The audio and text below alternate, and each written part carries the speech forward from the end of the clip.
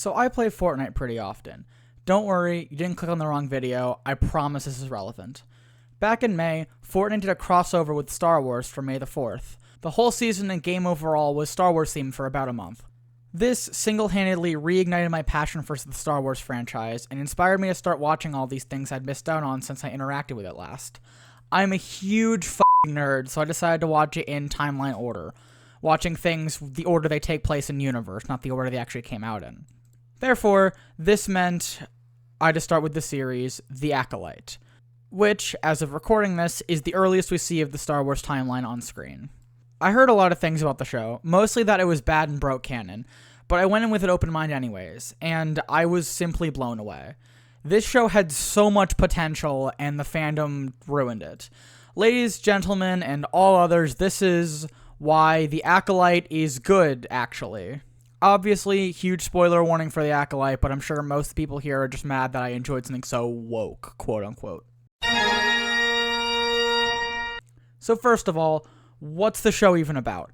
The Acolyte is a Star Wars prequel show that takes place 100 years before the first movie.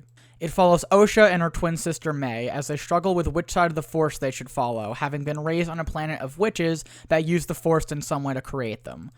Throughout the show, Osha is tracking down May with the help of a few Jedi because May is serving as Sith Lord and killing the Jedi responsible for mistakenly destroying her home and killing her and Osha's mother.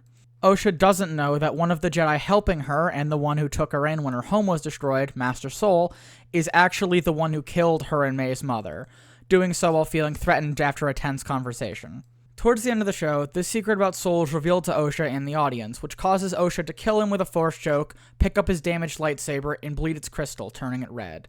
Then she joins the Sith Lord, also known as the Stranger or Kemir, on the dark side. The show ends teasing many things, including connections with Darth Plagueis, Palpatine's master, that unfortunately will not be paid off as far as we know. Now, a common criticism of The Acolyte is that it breaks canon. This is simply not true. A few things I hear being brought up are Ki-Adi-Mundi's birthday, Anakin's conception via the Force, and the lightsaber bleeding scene, all of which can be debunked or explained in ways that are consistent with the current lore. First, let's start with an easy one. Ki-Adi-Mundi's birthday. Ki-Adi-Mundi in the prequels is one of the Jedi serving on the Jedi Council alongside Yoda, Mace Windu, and several others. He has a brief cameo in The Acolyte, which has caused some fans to question the show's canonicity.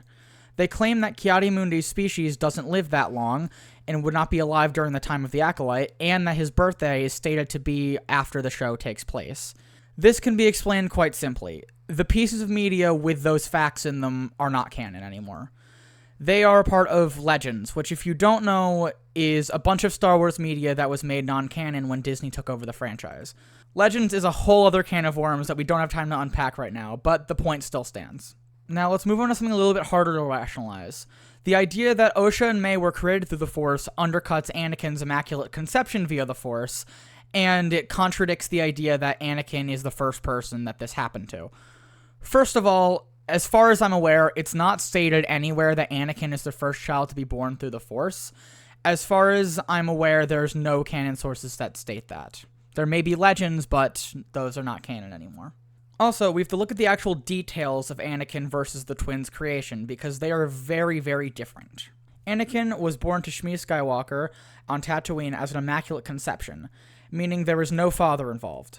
It also is heavily implied that the Force itself led to Anakin's birth because of the prophecy that he would bring balance to the Force and destroy the Sith. The Force likely decided to make this happen to balance out the evil actions of Plagueis and Palpatine during around this time.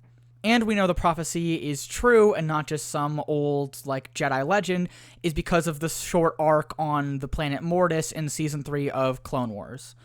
If we compare this to the birth of Osha and May, it is much different.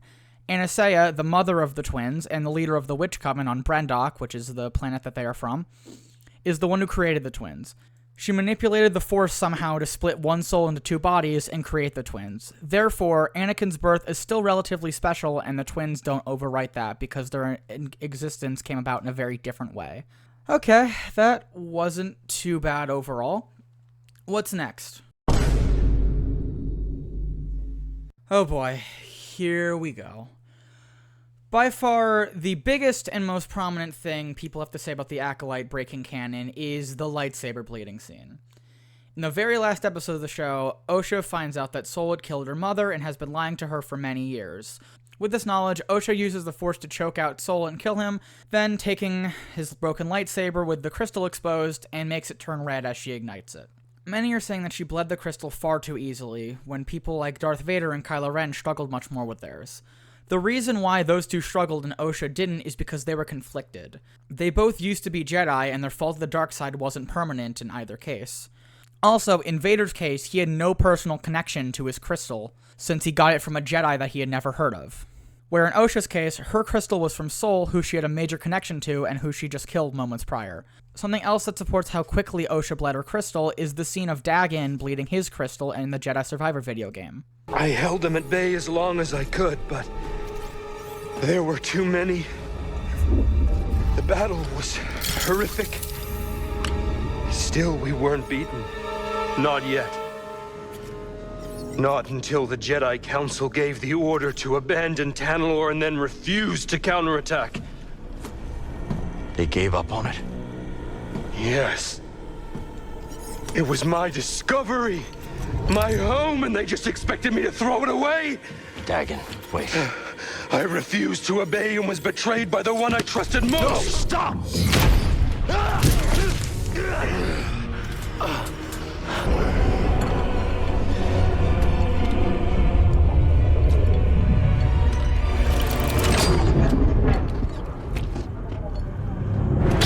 In the scene, Dagan almost casually bleeds his crystal while talking to Cal. The amount of time it takes him is very similar to how long it takes Osha, therefore supporting that she would be able to do this in this amount of time. A Redditor by the name of Lewis Allen on r/Star Wars pointed out how Osha's crystal bleeding still makes sense considering how long it took Vader and Kylo. They said, "It is like, I am angry so I punch a wall, rather than I need to punch a wall so I get angry." The first is Osha and Dagan, the second is Vader and Ben being Kylo Ren. Vader and Kylo had to get themselves angry in order to bleed the crystal, so it was much harder for them to do, while Osha and Dagan were already angry and filled with so much rage that they bled theirs almost automatically. Alright, I think we made it through that. Phew.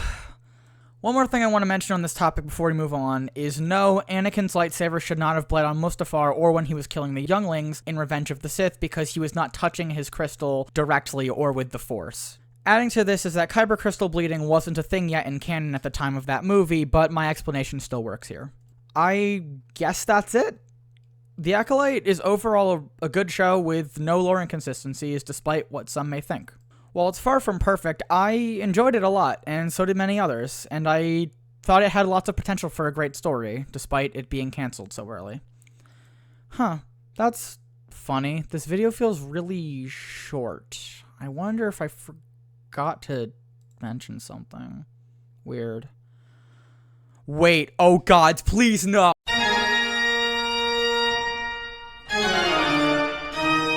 I am so tired of hearing this as a criticism as literally any piece of media nowadays, but especially when it comes to Star Wars. Here we go. The reason why the Acolyte has been accused of being quote-unquote woke is because there are main characters that are people of color, the lead is a woman, and Osha and May have two moms. I'm not even gonna try to argue against this bullshit because it is so exhausting. Who fucking cares that there's diversity? I am so sick and tired of politically conservative assholes complaining every time there's a piece of media that isn't just about cishet white people.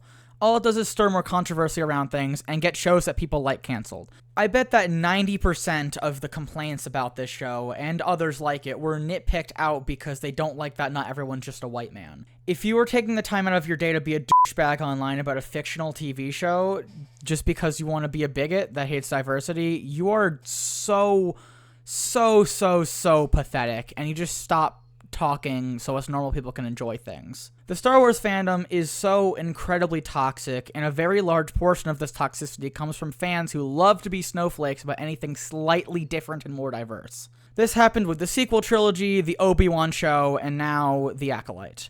And many more in the future, I'm sure. I'm not saying you aren't allowed to criticize new Star Wars properties, or any piece of media for that matter. I'm simply saying that the people that only criticize things to death, if there's anything quote-unquote woke in them or non-traditional, should touch some f***ing grass. Okay, that's over now. Thank the gods. As I was saying, The Acolyte is a far from perfect show. Some of the acting is stiff, it's kind of slow in the beginning parts for me, and a few of the lines of dialogue were pretty awkward and stilted. But I think that's okay. Not everything needs to be top tier as soon as it comes to existence, especially if it's a TV show. I think things like The Acolyte should be allowed some time to grow and get better with further development. Like I said, I saw a lot of potential in this premise. I really, really liked Kimir as a villain, and I want to see more of him training Osha. There's also a plot line about the Galactic Senate wanting to limit the Jedi's influence as unelected officials. These things could have been really cool to see, but it doesn't look like we'll get to since the show got cancelled. If we didn't give things a chance after a mediocre first season or start in general, the Clone Wars show wouldn't be regarded as it is now. That show had a bit of a rough introduction with its pilot movie, and the first few seasons are kind of not boring, but not nearly as good as the highs the show eventually will reach. I really enjoyed the show, and it's infuriating that a bunch of toxic fans contributed to getting it canceled. I hope that if more things like this get made, the reception is a little more positive or even neutral, but only time will tell. Disney has literally unlimited money, so it's not like they can't support a show that has a rough few first seasons. Anyways, that's all for right now. May the Force be with you, and I'll see you next month with a new video. Bye!